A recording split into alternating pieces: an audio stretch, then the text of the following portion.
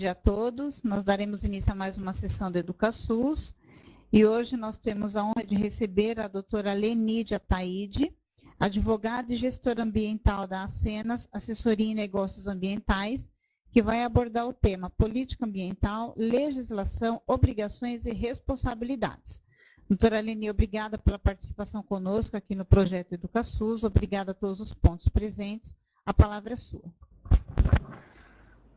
Bom dia a todos. Obrigada, Tatiana, pela apresentação.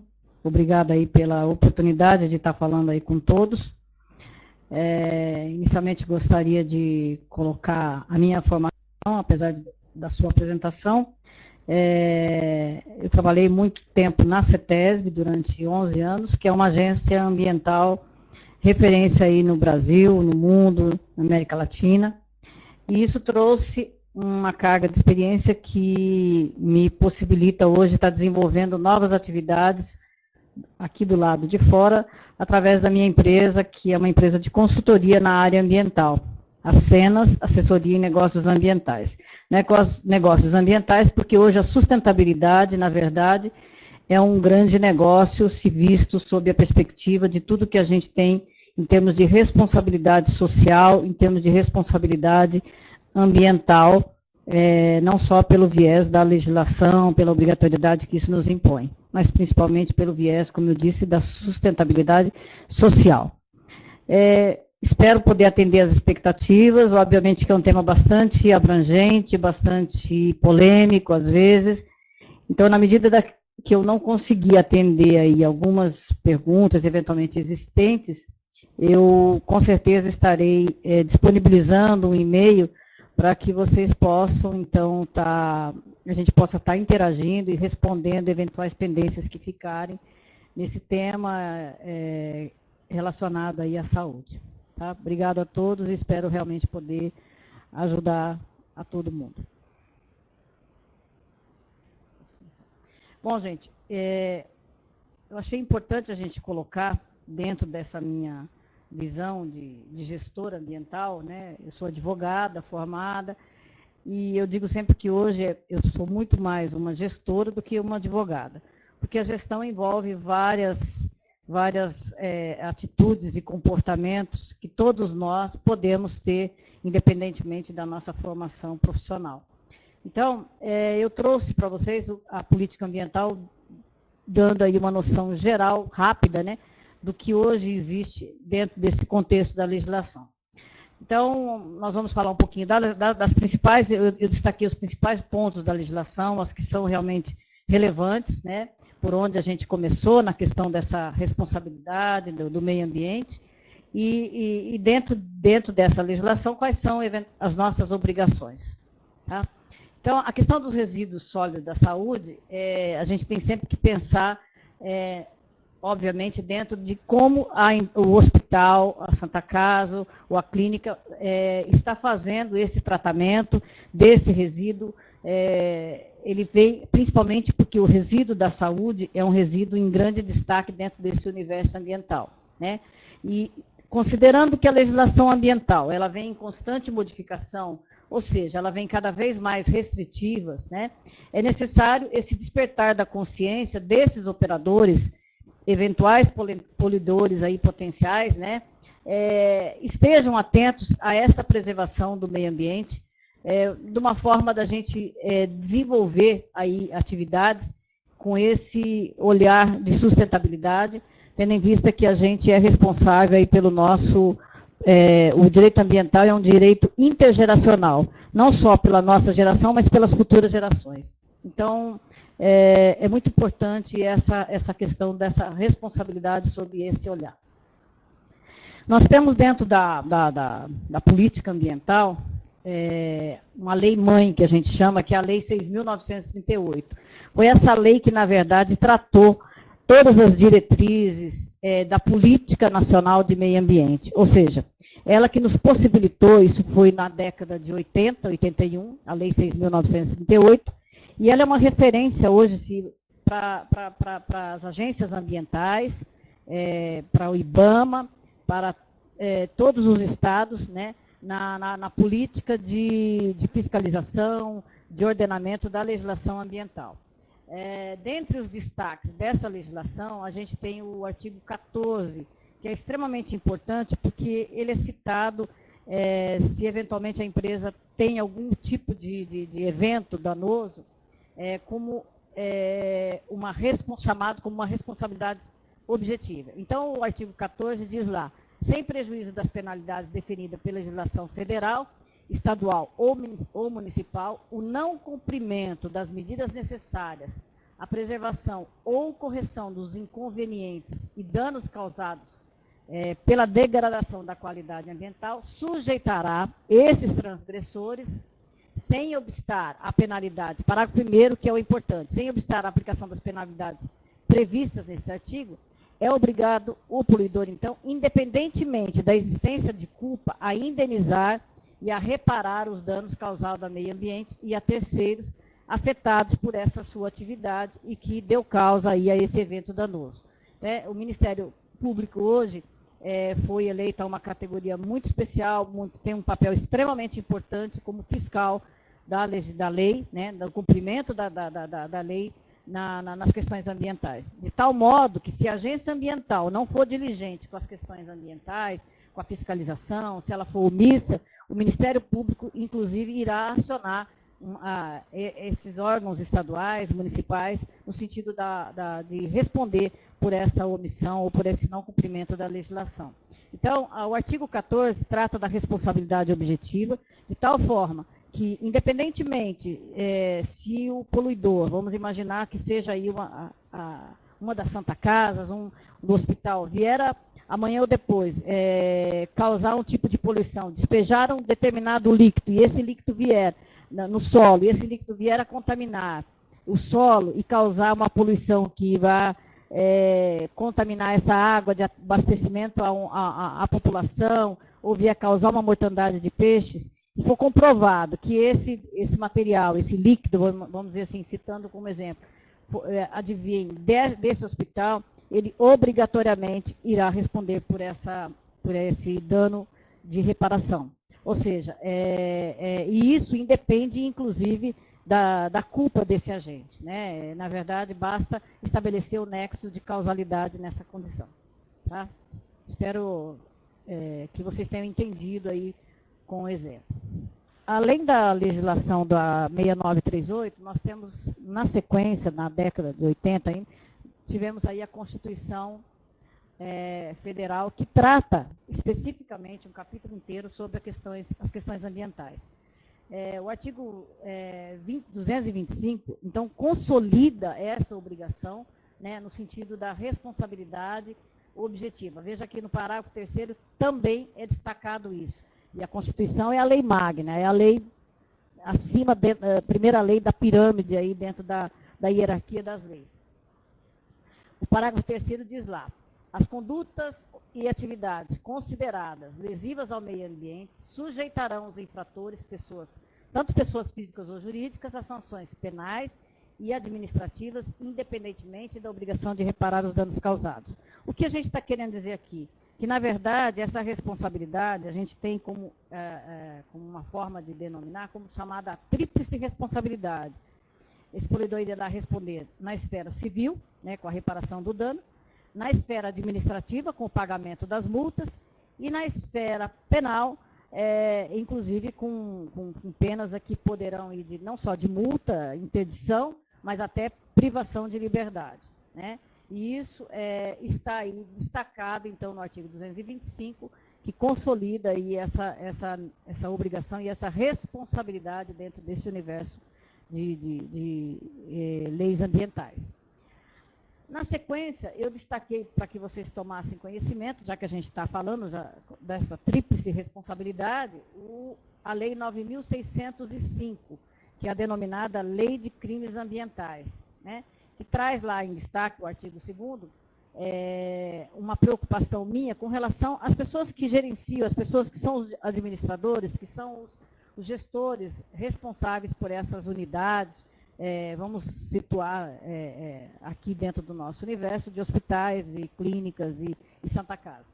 Então, tem lá, quem de qualquer forma concorre para a prática de crimes previstos nesta lei, ou seja, a Lei de Crimes Ambientais, incide nas penas a estes cominados, na medida da sua culpabilidade, bem como o diretor, o administrador, o membro do conselho e de órgão técnico, né, o auditor, o gerente, o preposto, o mandatário, de pessoa jurídica, que, sabendo dessas condutas criminosas, mesmo que sejam de outrem, deixaram de impedir aquela sua prática, ou seja, não tiveram nenhuma ação no sentido de evitar esse evento que causou aí o dano ambiental, né? Então, esse item da lei de crimes ambientais é uma legislação extremamente importante, destacada, porque isso é realidade, isso está em aplicação, e eu acho que a gente tem que estar muito atento.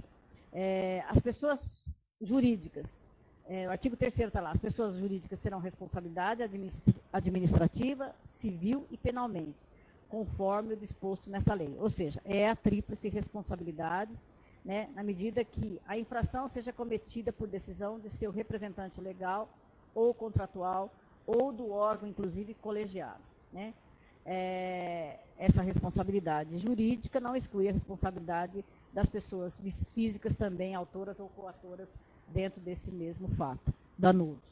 Então, assim, é importante que essa lei de crimes ambientais seja vista com toda a cautela que tem que existir, com toda a responsabilidade, até porque hoje, um destaque, né, que nós vamos falar um pouquinho mais à frente, mas assim, no sentido de que a falta de licenciamento ambiental é considerado crime ambiental. Desculpa, estou perdendo aqui. Bom, vamos agora, eu destaquei aí a questão do licenciamento ambiental como um dos pontos principais dentro do que a gente pode imaginar nesse universo aí da saúde, né? O licenciamento ambiental, na verdade, ele foi destacado como um dos principais instrumentos daquela Lei 6.938, de efetivação dessa política de sucesso ambiental. Ou seja, através do licenciamento ambiental, há um trabalho preventivo no sentido de habilitar esse empreendedor que deseja instalar uma atividade a desempenhar essa atividade, né, na medida que ele terá que, obrigatoriamente, primeiro, requerer esse licenciamento ambiental junto a uma agência ambiental, né? Em São Paulo a gente pode falar na CETESB, né? E para ele conseguir essa licença, obviamente que terão que ser cumpridas uma série de requisitos e etapas ambientais que serão avaliadas aí por todo o corpo técnico dessa agência ambiental, para que ele possa direcionar dentro de todos os sistemas preventivos que tem que haver para que esse empreendimento possa ser instalado. No caso aí, principalmente considerando aí o fator da saúde, que é extremamente importante, que também produz resíduos classe 1, e a gente tem que considerar tudo isso.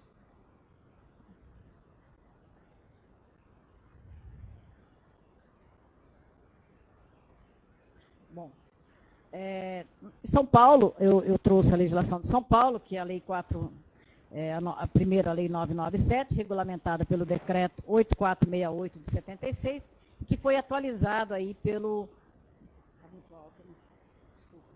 Desculpa aí. E que, na verdade... desculpa. Então, a Lei 997, né, que é a legislação já desde 76, ela que traz aí a política ambiental estadual aqui em São Paulo. E essa lei tem, dentro dos seus artigos, o artigo 57, que trata especificamente do licenciamento ambiental. E tem em destaque, dentro de todos os seus incisos, lá no artigo 57, que fala, para efeito de obtenção das licenças prévias de instalação e operação, considera-se fontes de poluição, no item, no inciso 9, hospitais, inclusive veterinários, sanatórios, maternidades, instituições de pesquisa de doença. Ou seja, os hospitais está elencado como um dos empreendimentos aí sujeito ao licenciamento ambiental. Tá? Eu trouxe, dentro desse contexto do licenciamento ambiental, o artigo 65, que diz o seguinte: não será emitida, porque, na verdade, o licenciamento envolve a licença prévia de instalação e a de operação. Prévia, primeira, é feito aí uma análise prévia pelo órgão ambiental, se existe possibilidade daquele empreendimento ser instalado no local que está sendo sugerido pelo empreendedor, que está sendo apontado pelo empreendedor. Ali vai se avaliar o entorno desse local, qual é a vizinhança que está, se não é uma área de proteção permanente, se não é uma área de proteção de mananciais, ou seja, são feitas várias análises previamente para que se não é uma área saturada, que não permite mais um tipo de empreendimento a ser instalado naquele local, então é feito essa análise prévia. Feito essa primeira análise, passamos aí para a etapa da licença de instalação, onde foi aprovado que aquele local está adequado para aquele empreendimento se instalar. Todavia, ele terá que apresentar aí, então, um rol de quais equipamentos, quais os sistemas de controle que ele terá que apresentar para desenvolver a sua atividade industrial, sua atividade sujeita aí a essa legislação. Essa análise também é feita pelo órgão ambiental e depois de cumprida todas essas exigências que estão estabelecidas aí, via de regra, nesse documento da licença, que é a licença de instalação, passa-se, então, o órgão ambiental a liberar, então, a licença de operação para que, efetivamente, a empresa possa, o hospital possa estar operando as suas atividades. Vale ressaltar que, sem a licença de operação, não se pode funcionar absolutamente nada.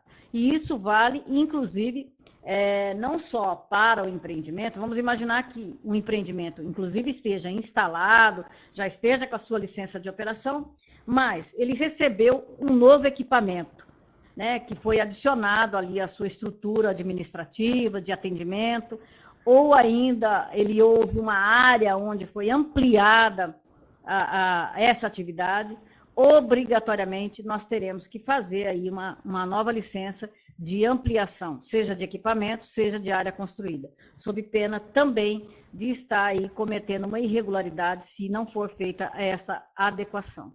Então, é importante estabelecer essa diferenciação aí dentro desse contexto do licenciamento ambiental. Essa licença de operação deverá conter, aí, como diz no parágrafo que eu coloquei, as exigências, né, como eu disse, as condicionantes técnicas a serem cumpridas pelas fontes de poluição durante essa operação. Isso envolve controle de gás, controle de chaminé, sistemas efetivamente de controle de odor, né, de ruído. Então, tudo isso será verificado e tem que estar dentro dessa licença de operação para que o empreendedor possa estar cumprindo, né? Referência, então, dentro dessa licença vai estar lá sendo citado todo o rol de equipamentos que estão dentro desse sistema de controle da poluição. Muitas vezes a gente é pego de surpresa, assim, as pessoas nos questionam quanto à validade das licenças, né? Isso não é feito aleatoriamente. A CETESB, em São Paulo, considera que um prazo de validade de uma licença pode ir até 5 anos, e isso varia, é determinado em razão da complexidade, do grau de complexidade de poluição eventualmente existente dentro do desenvolvimento, dentro dessa atividade. Ou seja, ela pode, dentro desse fator W, que é determinada a complexidade, se for produtos químicos, essa complexidade, obviamente, vai ser muito maior, e aí o tempo de renovação da licença poderá ser muito diminuído, ou seja, 2 anos até 5 anos. Então, a gente tem esses fatores aí determinantes, esse fator que a CETESB utiliza como critério dos técnicos para determinar o prazo dessas licenças ambientais.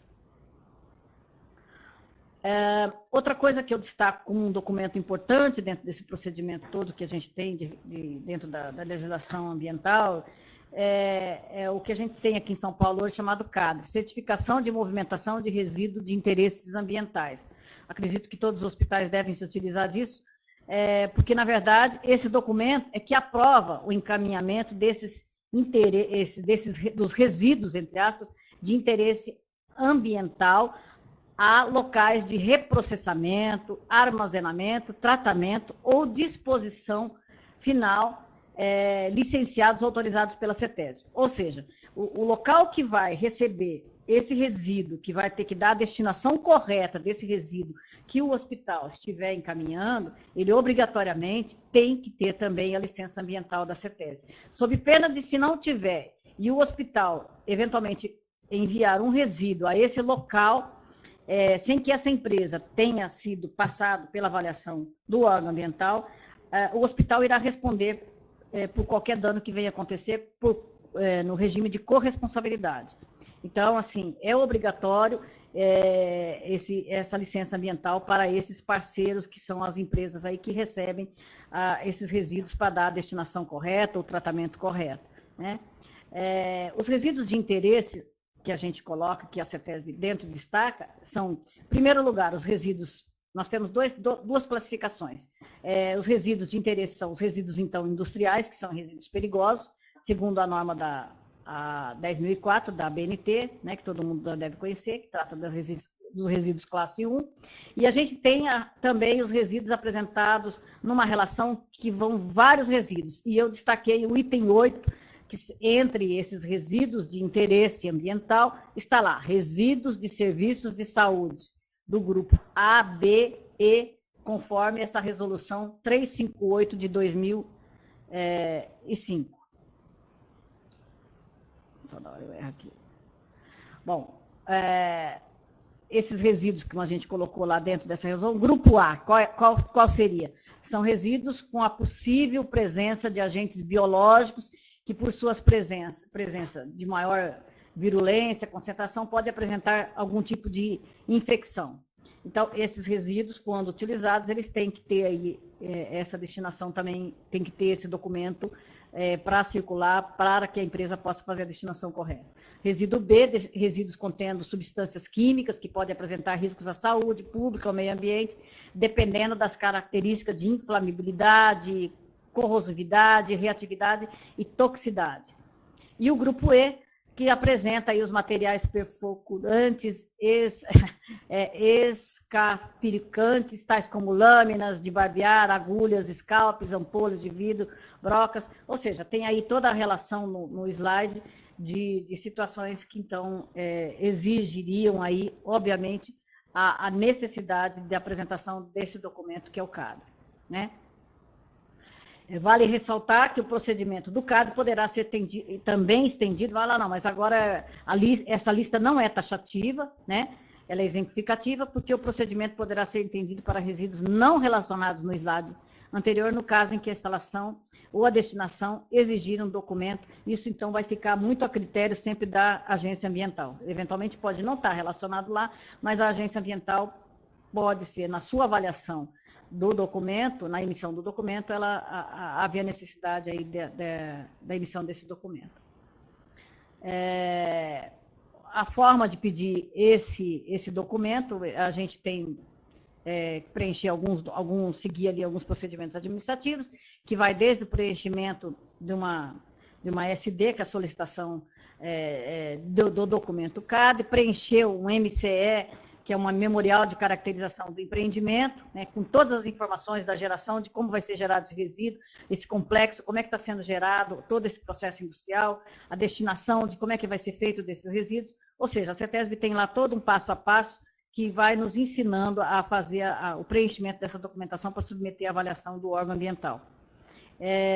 Obrigatoriamente, dentre esses documentos, tem que ter a carta de anuência do local do destino, ou seja, aquela empresa que está recebendo esse destino, recebendo esse resíduo, ela terá que dar um documento chamado carta de anuência, dizendo que ela está recebendo esse documento, né? E inclusive, aí, isso tudo suportado aí também por uma procuração, tá?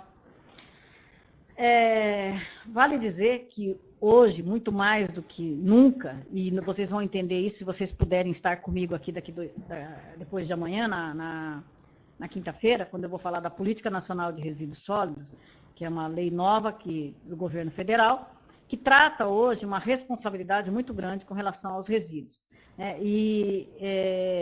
Os resíduos de serviço da saúde, né, os estabelecimentos desse serviço de saúde são responsáveis, então, aí, obrigatoriamente, de tudo isso que a gente vem apresentando, pelo gerenciamento desses serviços, né? Que eles, da maneira como eles geram. Ou seja, tem que atender, então, aí, essa legislação desde o momento da sua geração até a sua destinação final. E essa destinação final envolve aí para onde você vai estar dando destino a esse resíduo, o que você fez com esse resíduo e como você se compôs dentro do que a legislação vai estabelecendo. Tá? Aspecto importante, no ato da contratação, aquilo que eu já tinha destacado, mas eu coloco isso como mais uma observação, no ato da contratação dos serviços, o gerador do resíduo terá que requerer aos prestadores de serviços sempre a apresentação da licença ambiental e comprovação de capacitação técnica para receber aquele resíduo.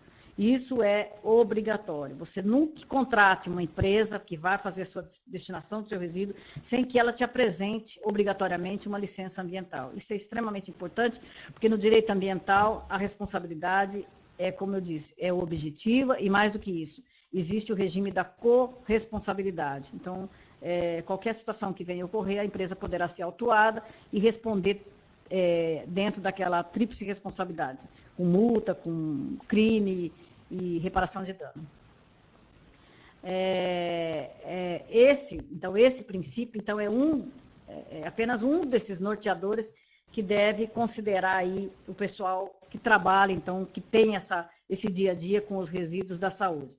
Né? Não fosse assim, eu coloquei, seria totalmente apropriada a conclusão de que tudo se resolve se ao final são pagos os danos causados, o que não se verifica na verdade. Portanto, a natureza, a princípio, você tem que seguir aí a questão do princípio poluidor, não é reparatória, mas sim preventiva. O que eu quero dizer com isso é o seguinte, não adianta falar, não, mas eu poluí, mas eu já fui lá, fiz a compensação, já paguei o meu dano. Não é bem assim. Existem danos ambientais que são irreparáveis, você não consegue restabelecer uma floresta que foi devastada ao status quo anterior com as plantas que existiam lá e tantas outras situações que a gente pode considerar dentro desse aspecto ambiental. Então, é muito importante hoje, as agências ambientais vêm trabalhando nesse sentido, nessa sentido da prevenção e não da correção. Não basta só você ir lá e arcar com o custo da multa. É importante você não deixar que isso aconteça, esse evento. Né? É certo que o manejo adequado dos resíduos sólidos sempre apresentou diversos impactos ambientais. Óbvio, né? A Resíduos da Saúde tem aí uma questão, muitas vezes, que apresenta aí a composição de resíduos perigosos, e isso é muito importante que seja feita corretamente as etapas aí de segregação do resíduo, acondicionamento correto, tratamento correto, coleta desse resíduo e transporte. E que haja a responsabilidade de todos que estão envolvidos na administração desse hospital, esse compromisso com essas regras, com essas normas ambientais. As estações para transferência de resíduos devem estar sempre licenciadas pelo órgão ambiental, né? É o que a gente colocou. O sistema de tratamento de disposição final dos resíduos devem estar licenciados também pelo órgão competente para fins de funcionamento, sujeitos, então, a esse monitoramento de acordo com parâmetros dentro dos períodos que a licença que a gente destacou, que vai estar sendo avaliado, periodicidade. É importante, então, que esteja sempre atento à questão da licença ambiental, nos períodos em que essas licenças forem vencendo, para que você promova aí a regularização da renovação da licença com antecedência dentro do que a lei prevê, de 120 dias antes. Por quê? Porque o órgão ambiental precisa de um tempo. Aqui em São Paulo, a agência ambiental, a CETESB, é extremamente sobrecarregada e ela requer um tempo de análise desse processo, de vistoria ao local, e isso envolve uma série de etapas que exigem, então, que essa licença seja solicitada com essa antecedência. Né? Os efluentes líquidos provenientes dos estabelecimentos prestadores de serviços, também para serem licenciados na rede pública de esgoto ou em corpo, devem atender a todas as diretrizes estabelecidas pelos órgãos ambientais. Né? Você sabe que se você não tiver uma rede coletora de efluentes, você terá que contratar uma específica para poder fazer a destinação, se essa efluente com um efluente que tem algum tipo de contaminação. Tá? O CADRE, a norma CETESB, que foi homologada, então, pela diretoria da CETESB, em 2007, dispõe que a destinação dos resíduos de serviço à saúde depende de aprovação da CETESB. Ou seja, nós temos lá uma norma interna da CETESB que estabelece, né, que para realizar a solicitação do CADRE, além dessa carta de anuência de tratamento da licença, é necessário apresentar informações de caracterização qualitativa e estimativa de operação, de geração anual de cada resíduo, ou seja, terá que apresentar, então, aí, dentro dessas exigências da CETESB, além dessa carta de anuência, essas informações relacionadas ao tipo de resíduo. Né? A portaria CVS 21 de 2008 aprovou essa norma técnica sobre esse gerenciamento de resíduos, inclusive perigosos, sobre medicamentos e serviços de saúde. Desculpa. Bom, gente, o que eu tenho para dizer, acho que era mais ou menos isso. Fico à disposição para as pessoas que quiserem fazer algum tipo de questionamento.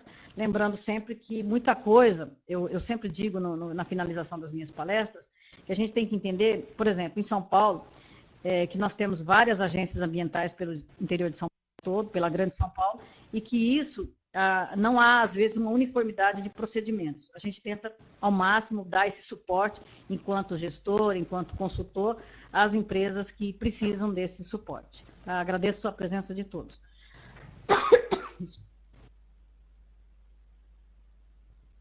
Doutora Eleni, muito obrigada pela apresentação. Eu vou pedir aos pontos, já que quem tiver dúvida, solicitem a vez. Eu tenho uma pergunta da Faculdade São José do Rio Preto, que diz o seguinte: sendo lei aprovadas, quem faz essa fiscalização ativa nas organizações? Sabendo-se que, mediante a cultura de algumas organizações, se forja alguns dados. O que fazer com isso? Bom, a fiscalização, esse poder de polícia, é delegado, em princípio, nas 3 esferas: na competência federal, né, que seria, aí, vamos dizer assim, o IBAMA, né, quando envolve empreendimentos de grande impacto ambiental. Temos na esfera estadual, aqui em São Paulo, a CETESB, que é uma agência ambiental, que faz toda a fiscalização e tem o poder de polícia para fazer o acompanhamento dessa fiscalização.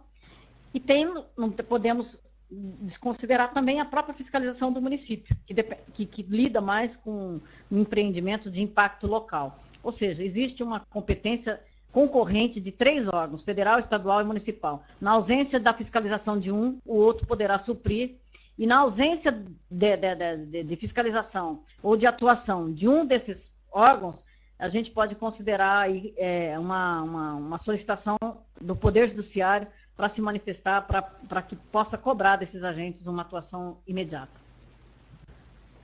Não sei se atendeu ou se tem mais alguma...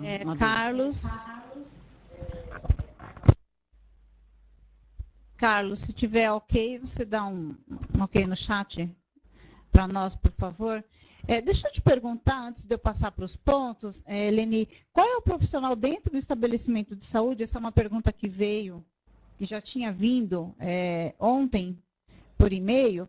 Qual é o profissional dentro do estabelecimento de saúde que precisa estar atento a todas essas informações, para que não ocorra as punições, enfim? Hoje em dia, Tatiana, eu consideraria que toda unidade, empreendimento, seja ela hospitalar, Santa Casa, industrial, prestador de serviço, eu acho que ele tem que ter hoje em mente a responsabilidade ambiental, ele é uma coisa muito séria, né? Tanto que eu sempre digo que você não adianta você achar que você vai lá resolver um problema simplesmente com um advogado trabalhista da sua empresa. Ao contrário, eu acho que são situações extremamente que exigem um cuidado extremo. E hoje eu acredito que cada empresa dessa, e eu tenho feito algumas palestras aí com participação de pessoas de todos os cantos aí do Brasil, e sempre essas empresas têm sempre destacado um gestor. Ele criou essa figura desse profissional, ele tem que ser habilitado, ele tem que ser credenciado, ele tem que ter uma formação mínima de gestor ambiental, direcionado para entender um pouco essa dinâmica que passou a existir e hoje, dentro de um contexto de legislação extremamente restritiva.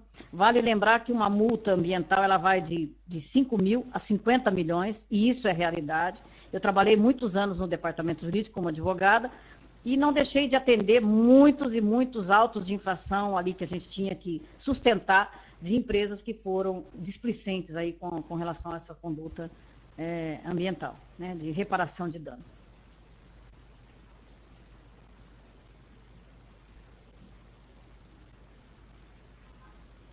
Então, o pessoal lá da faculdade agradeceu, falou que respondeu, e eu vou começar a passar os pontos, tá? Para ver se eles têm alguma pergunta. Eu vou começar lá com a Santa Casa de Adamantina. Próximo. Oi, pessoal de Adamantina, bom dia. Vocês têm alguma pergunta?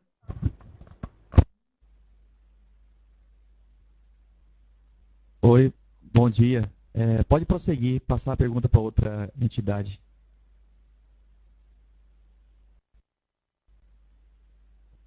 Então, se precisar, é só chamar novamente, tá? A próxima instituição é de Minas Gerais. Antes disso, eu tenho uma pergunta lá da Santa Casa de Jaú, pelo chat. Caso um hospital tenha perdido sua primeira licença, as restrições para conseguir... Eu não sei se isso é uma pergunta, se ele está afirmando. Caso o hospital tenha perdido sua primeira licença, há restrições para conseguir uma segunda? Acho que essa é a pergunta, acredito que sim. Não. Da onde é? Da onde é o colégio? Jaú. Bom, é o seguinte, primeiro que uma empresa Jaú. Tal, não pode funcionar, começar a operar sem ter uma licença ambiental. Então, assim, se você ainda não tem essa licença, corra, mas corra assim, para corrigir isso dentro do menor tempo de espaço possível. Porque se eventualmente houver uma fiscalização da CETESB, eu digo aqui em São Paulo, primeiro que assim, a primeira lavratura será um auto de advertência para que você paralise de imediato as atividades até que você regularize essa situação, né? Eu trabalho hoje muito com licenciamento ambiental, eu presto assessoria nessa área justamente e estou sempre correndo atrás do pessoal aí que precisa dando esse suporte aí para o Estado de São Paulo, para as empresas que tenham essa dificuldade. Agora, além do impedimento da continuidade da atividade, você ainda será autuado, é aquilo que eu falei. E mais, é crime ambiental. O diretor, o presidente, o gestor poderá, inclusive, responder aí criminalmente por essa atividade irregular. Então, quanto antes.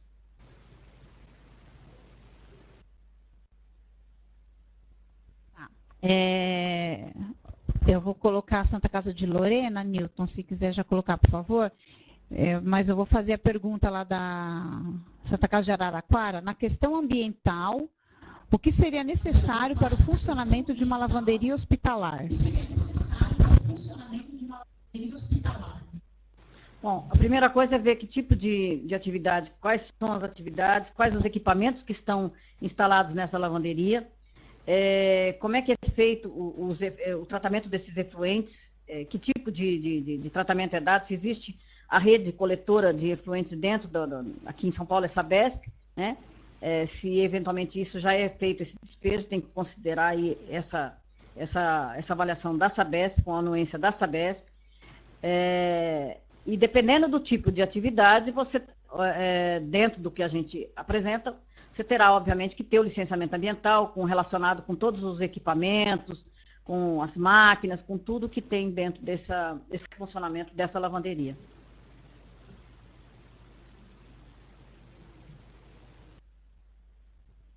Santa Casa de Araraquara respondido. Dá um ok no chat, por favor.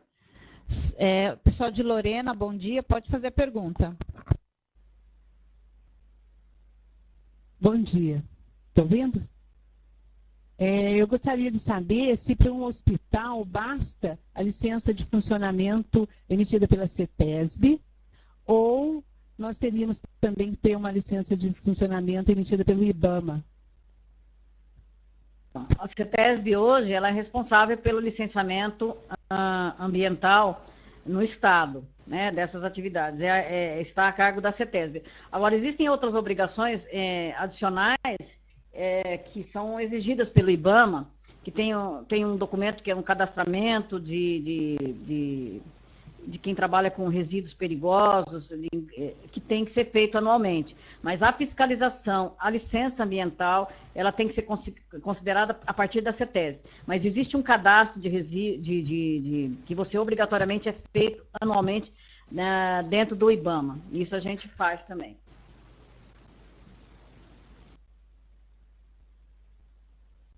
Ok, muito obrigada. Pois não. Lorena, quer fazer mais alguma pergunta? Pode ficar à vontade.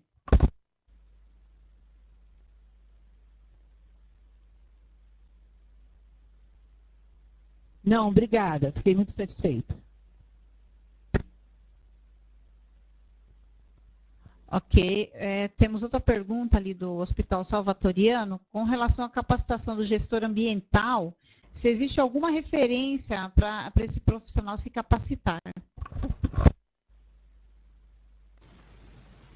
Bom, primeira coisa, acho que ele tem que é importante que ele participe aí de alguns cursos específicos que tratam dessa capacitação, e que ele esteja muito atento a tudo que está acontecendo aí nesse universo da legislação ambiental, desse universo de gerenciamento de meio ambiente. Hoje o que não falta são profissionais que tratam desse assunto. Eu, por exemplo, sou uma pessoa que tem dado palestras constantemente sobre a questão da formação desse profissional, e depois, se você quiser, posso lhe indicar algumas pessoas, inclusive um treinamento que eu dou, que eu vou tratar dele depois de amanhã, que trata da questão da nova lei da Política Nacional de Resíduos, né? E que é extremamente importante que as pessoas estejam acompanhando isso no dia a dia. Daqui para frente, eu acho que essa formação, como eu disse, é um mercado extremamente novo e que precisa realmente de profissionais voltados e com essa responsabilidade, com esse compromisso, na verdade.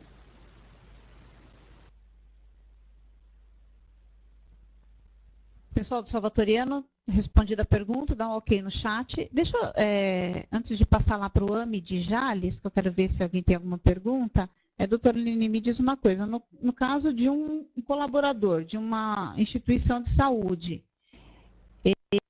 ele está com um problema lá e ele acaba jogando resíduos, tendo a punição, o hospital vai ser punido por isso, tem alguma penalidade, o hospital paga a multa e o hospital pode depois, eu estou falando em casos de recursos humanos, tá? Se o hospital pode depois punir e como punir esse funcionário? Eu acho que depende aí do grau do que é estabelecido no contrato de trabalho dele em termos de responsabilidade para aquele tipo de atividade que ele estiver desenvolvendo, né? Em princípio, é o que eu falei, quem vai responder é o hospital, né? Aí, se ele vai punir o funcionário com uma demissão, se ele vai punir o funcionário com reparação do dano, uma reparação material através de salário ou demissão, aí fica muito a critério de cada órgão. Agora, o foco principal é saber que um ato dentro desse contexto, dentro dessa nova ótica da legislação ambiental, ele afeta todo o hospital como um todo, né? Veja que um empreendimento que não estiver, dependendo da atividade que ele fizer, e ele vier ter um comprometimento aí de um dano ambiental ou de uma irregularidade ambiental, ele pode, inclusive, ser interditado, né? Nós tivemos aí, por exemplo, um exemplo que eu coloco, desculpa aí abrir uma aspa, no ano de 2000, todos os postos de gasolina foram licenciados, e a CETESB não perdeu um posto de gasolina aí dentro daquilo que ela exigia de remediação, de recuperação de áreas que tinham sido contaminadas, para que esses postos de gasolina se adequassem. Os que não se adequaram foram todos interditados e fechados.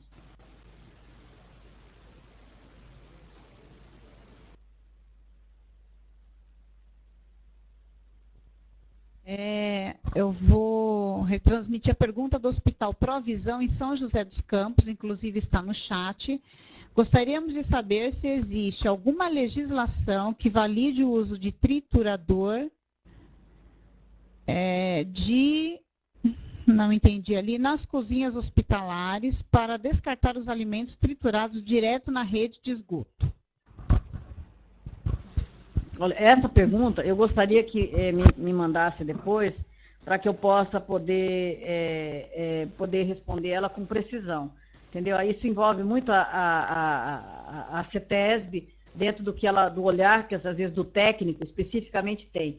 Em princípio, um triturador, assim, tem vários impactos, vamos dizer assim, entre aspas, que podem causar, de ruído, de tipo de resíduo, e aí a gente teria que submeter isso ao órgão ambiental para a gente poder fazer uma avaliação com mais precisão.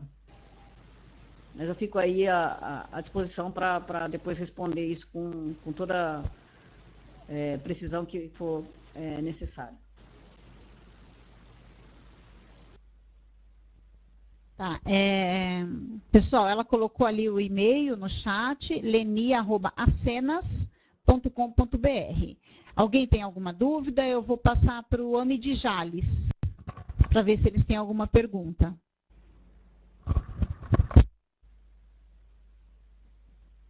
Não, obrigado. Então, pessoal, nós é que agradecemos. Vou passar lá para o Hospital de Barra Mansa, no Rio de Janeiro.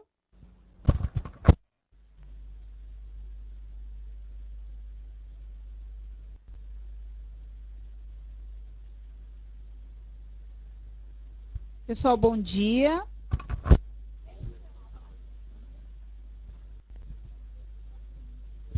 Bom dia, estão me vendo? Eu estou assistindo vocês.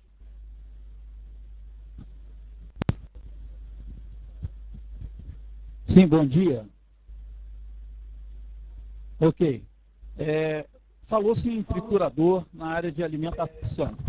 E na área de resíduos sólidos, estou adiantando isso aí, talvez até para a palestra do próximo dia 24, né? Mas temos ofertas aqui de trituradores para resíduos infectantes. Vocês já ouviram falar disso? É fácil conseguir licenciamento para triturar os resíduos infectantes e depois descartá-los como resíduo comum? Eu tenho, agora, nessas minhas atividades aqui fora CETESB, né, depois que eu saí da CETESB, eu tenho sido procurada e fui procurada por alguns empreendedores que estão criando aí equipamentos revolucionários aí para tratamento de resíduos sólidos. Um deles, inclusive, que transforma o resíduo, seja ele qualquer tipo de relodo, talco, vidro, ele tritura o resíduo de tal forma que ele não deixa nenhum resquício aí de material contaminado e nem nada disso. Então, existe sim já empreendedores investindo, porque a questão dos resíduos no Brasil, gente, a gente vai falar isso depois de amanhã, tomou uma outra dimensão. E é importante que a gente tenha isso muito, muito, muito próximo da gente, porque há uma nova política, uma nova responsabilidade sobre toda essa produção desse resíduo, que a gente vai falar, e as empresas estão pegando esse bonde. O Brasil nunca acordou para isso, que a gente sempre tratou resíduo como lixo, e lixo não existe, né? Nos outros países europeus isso não existe, nos Estados Unidos não existe, quer dizer, nós é que não soubemos dar o devido valor. Agora, é óbvio que esse licenciamento, um equipamento desse, terá obrigatoriamente que passar pelo órgão ambiental, sob pena de ele criar uma máquina e ela não poder ser instalada dependendo das características que ela apresentar. É sempre importante observar se esse equipamento teve o licenciamento, não para fabricar o equipamento. Veja que o equipamento ele tem uma situação que é a fabricação dele. É importante ver se a CETESB vai licenciá-lo para operar no seu empreendimento, entendeu? Com as características que envolve o tipo de resíduo que você tem. E aí?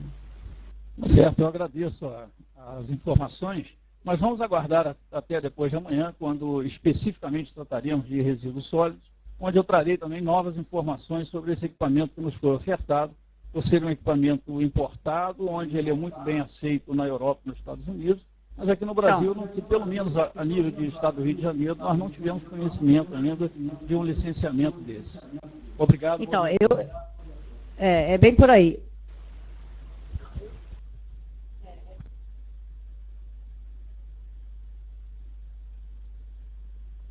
Mansa, muito obrigada.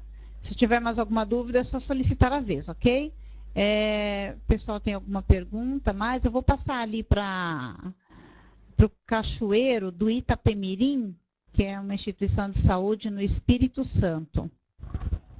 Vamos ver se eles têm alguma pergunta.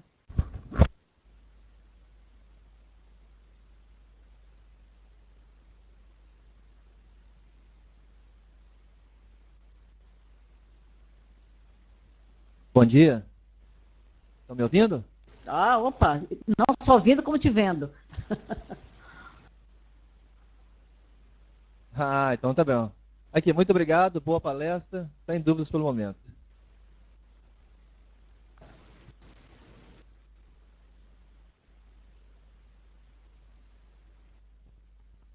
Bom, vamos aguardar o pessoal pedir a vez aí para ver se tem alguma pergunta. Hospital de Luxemburgo. Solicitou a vez, eu vou passar para eles.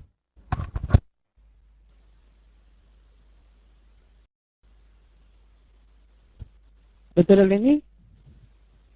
Luxemburgo, pode falar. Oi, pode falar. Fica à vontade.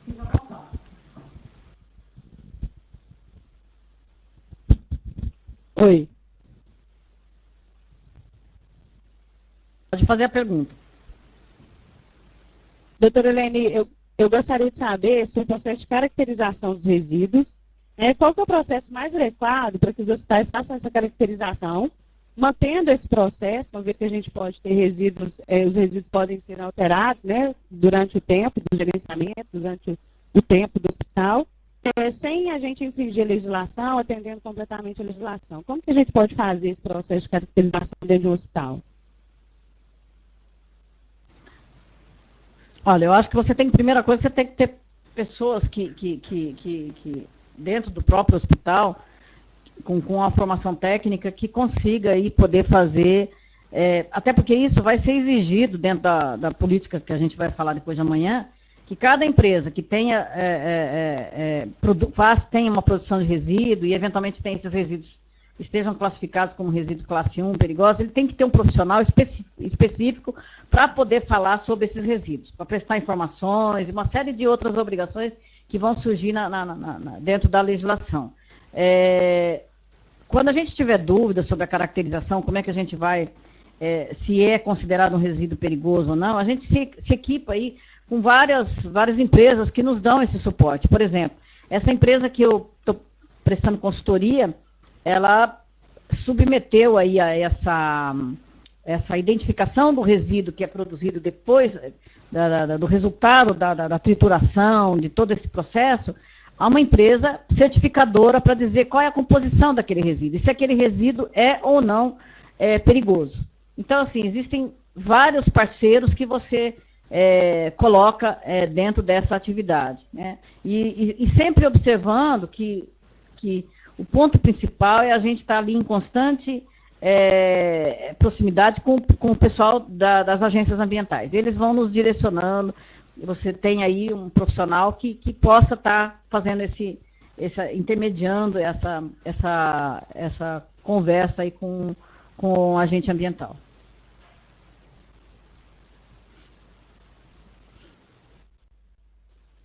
A exigência de que seja feita através de um laboratório não é obrigatória, então? Não necessariamente.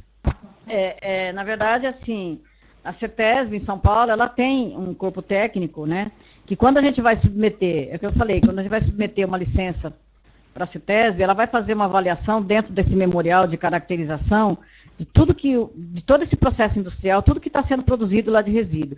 E ela vai identificar qual é a forma que você tem que dar o tratamento dentro desse contexto, quais os sistemas de controle que você tem que ter, quais as precauções que você tem que ter, o que pode, o que não pode, entendeu?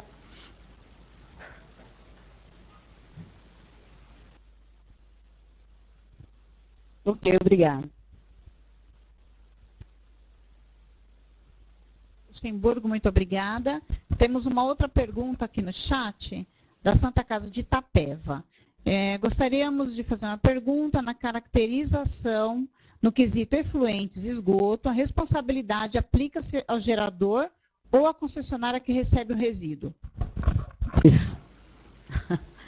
Na verdade, a responsabilidade ambiental sempre do gerador, não deixando de considerar, dependendo de que, se houver qualquer situação de irregularidade, vai responder aí o gerador, primeira mão, e também, em regime de corresponsabilidade, o que tiver dando a destinação desse resíduo. Mas, em princípio, vai para o gerador.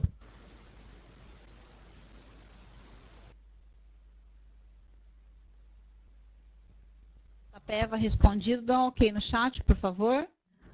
Mais alguma instituição, algum hospital tem alguma pergunta?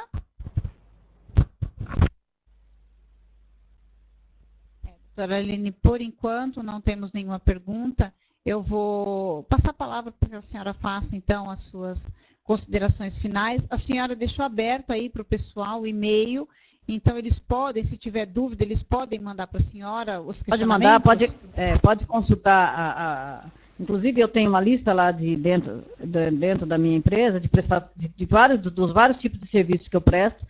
Então, o site é www.acenas.com.br. Ali a gente tem todos os tipos de serviços e, às vezes, eventualmente, se precisar também da minha ajuda pessoal, eu estou à disposição. Volto a alertar sobre a responsabilidade hoje exigida de todos os empreendedores com relação a essa questão ambiental, tendo em vista que a legislação se torna mesmo cada vez mais restritiva, e a gente tem que estar trabalhando nesse sentimento de responsabilidade ambiental, mas também responsabilidade social, preocupando aí com que planeta que a gente quer para o futuro, e nós estamos aí numa capacidade de esgotamento do nosso planeta, dentro do que a gente já tem hoje, que a gente precisaria aí de um outro planeta, dentro de tudo que a gente já esgotou de recursos naturais. Por favor, estou à disposição, gosto dessa área, e quem precisar, por favor, fique à vontade no site, inclusive tem meus telefones, eu estou pronta para ajudar no que precisar. Tá? Agradeço muito o pessoal também aqui da Santa Casa e da Tatiana, da Federação, que está possibilitando essa divulgação desse trabalho. Obrigada.